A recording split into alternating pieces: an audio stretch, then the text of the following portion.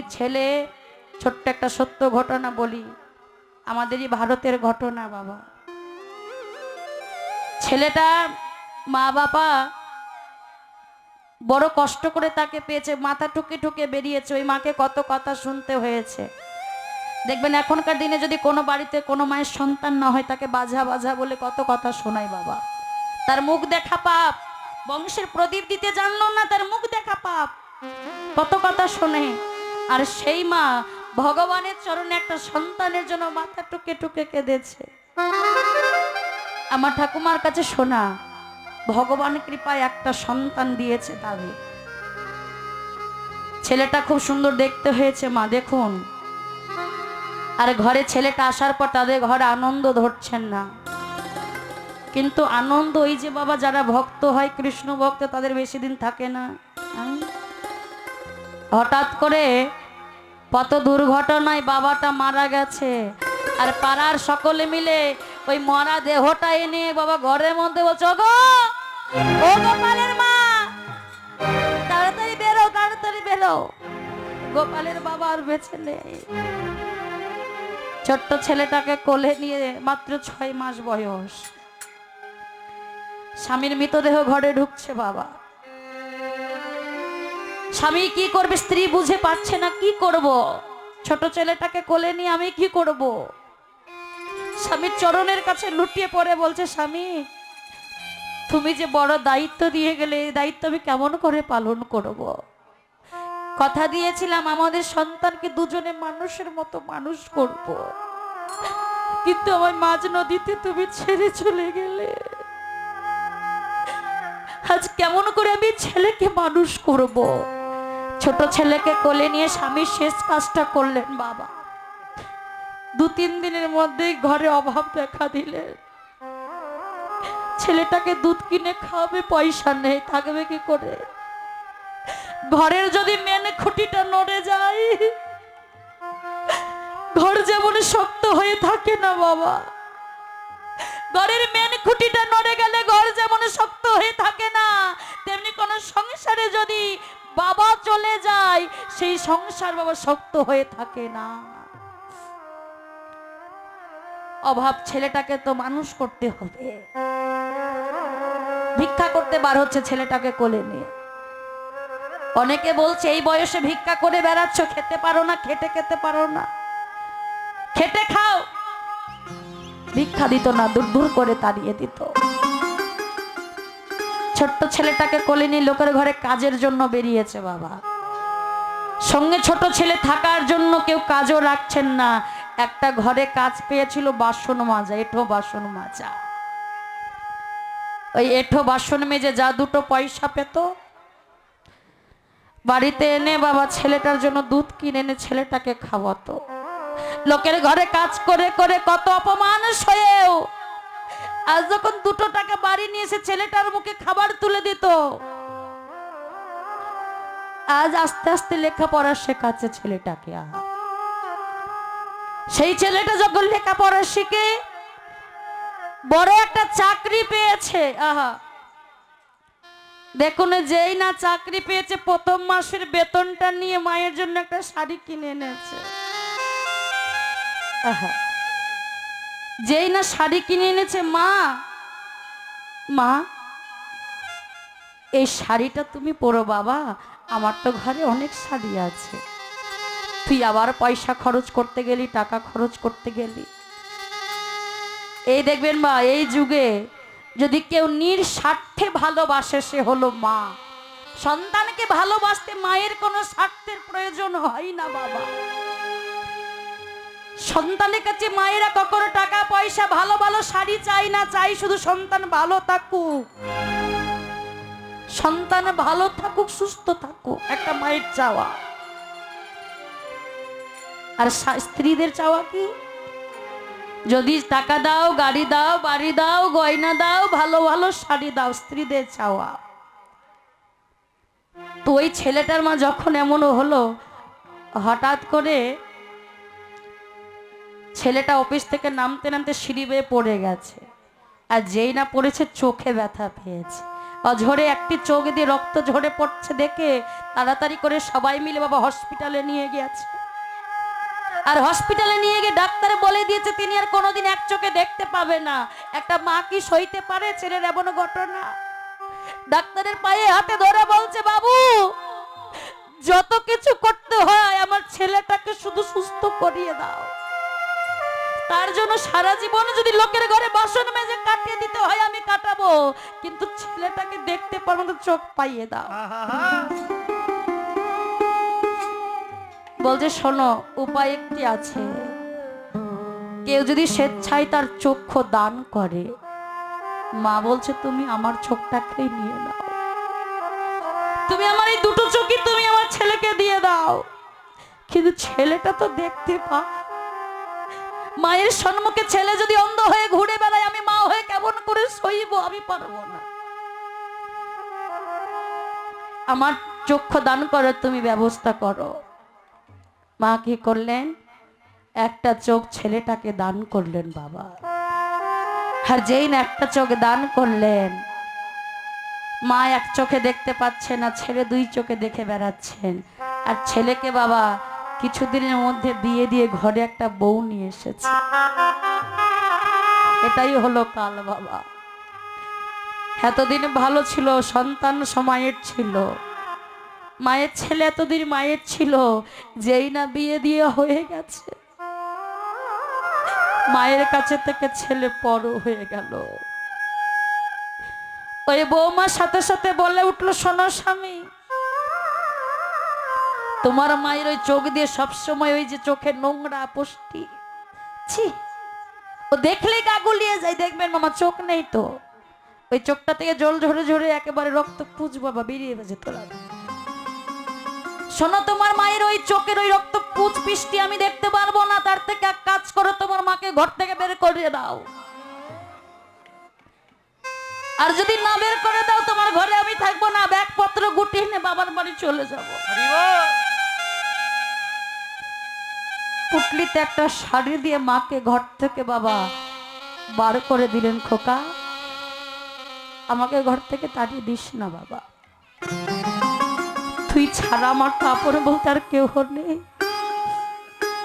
আমাকে ঘর থেকে তাড়িয়ে দিস না বাবা। আমি কোথায় যাব, কোথায় যাব বলতে পারিস? আমাকে তাড়িয়ে দিস না রে বাবা, আমি ঘরের এক কোণে পড়ে থাকবো, আমি তোদের সামনে আসবো না। আমাকে তাড়িয়ে দিস না খোকা, আমাকে তাড়িয়ে দিস না। তবু মাকে তাড়িয়ে দিলেন, মা আমার রাস্তায় রাস্তায় ঘুরে বেড়াচ্ছে, যেই রাস্তায় রাস্তায় ঘুরে বেড়াচ্ছে আছাড় খেয়ে রাস্তায় পড়েছে মা। খোকা,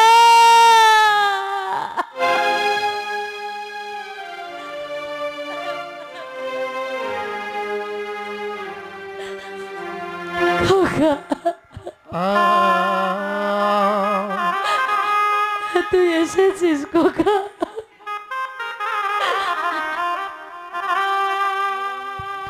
ঠিক মতো দেখতে পাচ্ছে না, একটা ছোট্ট ছেলে ভিক্ষা করে বেড়ায়, সে এসে বলছে, মা ওঠো, মা ওঠো।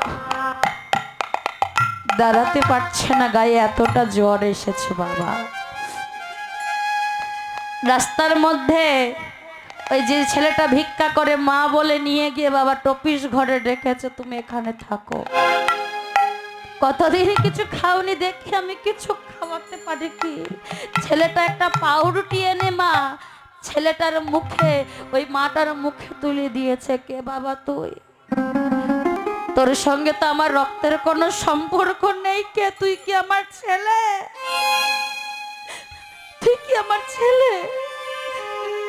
মা তোমার কি কেউ নেই? না বাবা, আমার কেউ নেই, আমার কেউ নেই। বলছে তোমার যেমন কেউ নেই, সংসারে আমারও কেউ নেই, মা বাবা কেউ নেই, আমি এক অনাথ। রাস্তা রাস্তা ঘুরে আমি ভিক্ষা করি, আজ যখন তোমাকে পেয়েছি তুমি আমার মা। তুই যখন আমাকে মা বলে ডেকেছিস, আমার একটা কাজ করবি বাবা। হরি বল হরি বল। আমাকে একটা কাগজ এনে দিবি আর একটা কলম এনে দে। একটা কাগজ আর একটা কলম এনে বাবা, ছেলের উদ্দেশ্যে মা চিঠি লিখছে। খোকা,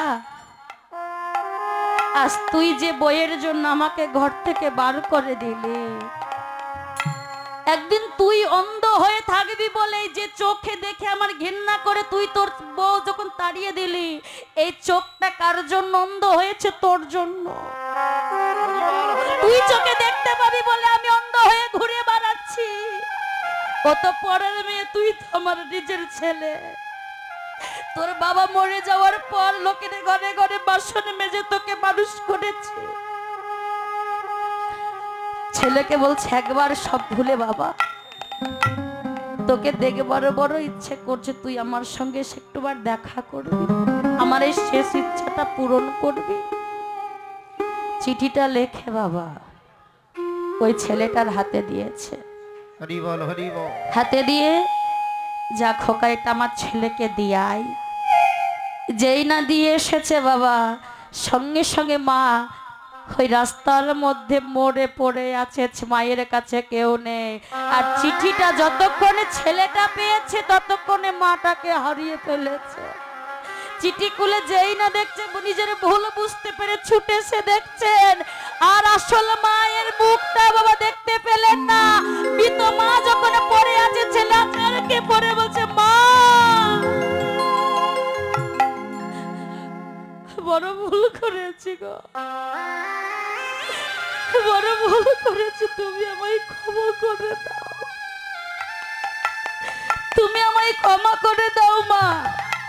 দেখুন মা যখন ভুল বুঝতে পারলেন, তার দুনিয়া থেকে তার মাটা চলে গেল।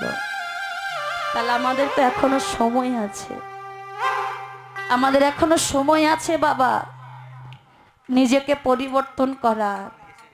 সময় থাকতে আমাদের গুরুজনদের ভালোবাসতে হবে।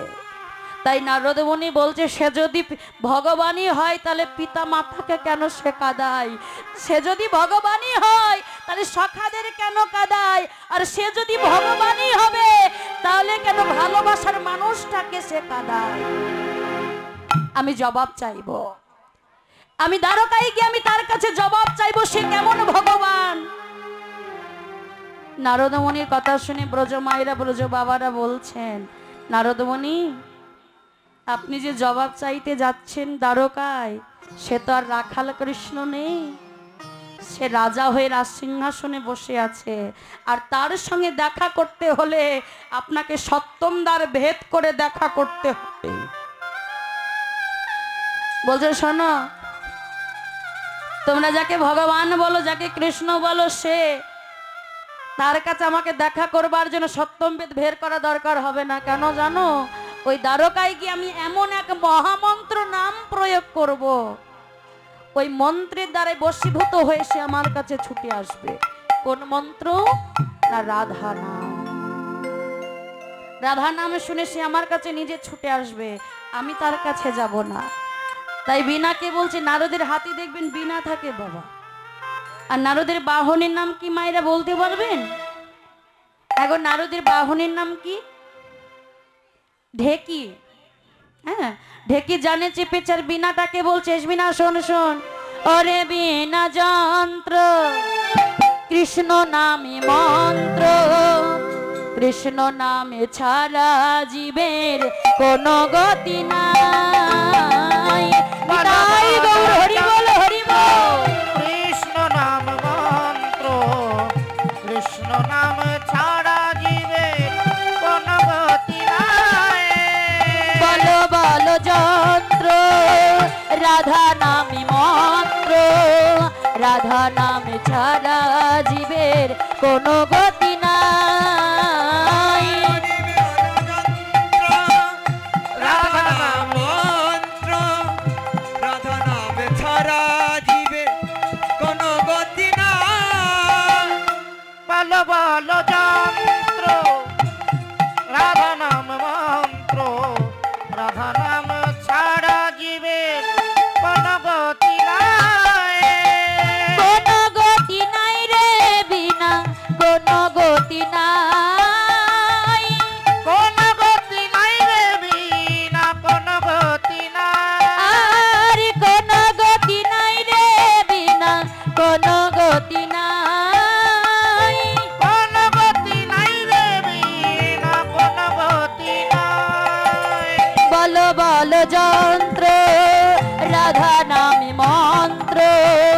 রাধা নামে ছাড়া জীবের কোনো গতি নাই। উলুর ধ্বনি জয়ের ধ্বনি হরি বল হরি বল। রাধা নাম মন্ত্র রাধা নাম ছাড়া জীবের কোন গতি নাই।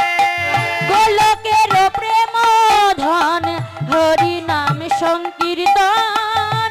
গোলকের প্রেম ধন হরি নাম সংকীর্তন। আর গোলকের প্রেম ধন হরি নাম সংকীর্তন।